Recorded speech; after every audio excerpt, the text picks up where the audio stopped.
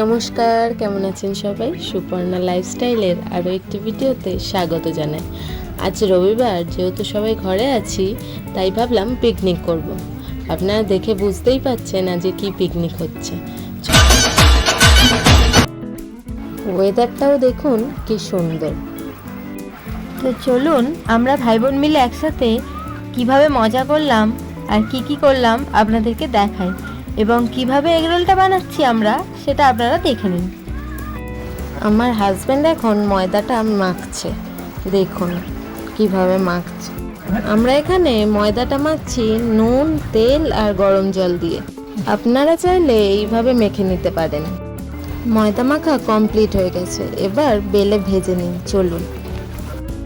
আমি ততক্ষণ ভাজতে থাকছি, আর ওদিকে ভাই বোনকে বলেছি স্যালাডটা কেটে নিতে। এইভাবে এপিড ওপিড খুব ভালো করে আমাদেরকে ভেজে নিতে হবে, নয়তো ভিতরে কাঁচা থেকে যাবে। তো দেখুন এখানে এখন লঙ্কা কাটা হচ্ছে।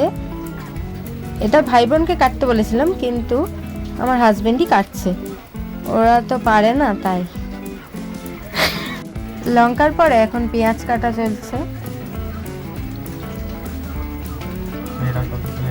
এদিকে আমার রুটিও প্রায় ভাজা কমপ্লিট।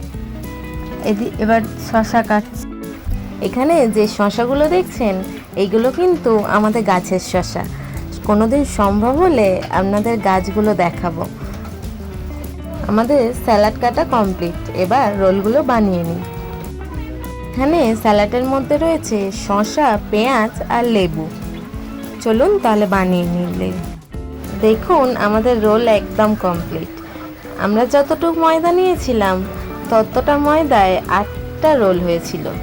তো আমরা 8 জনই ছিলাম। এবার সবাই এক এক করে তুলে নিই।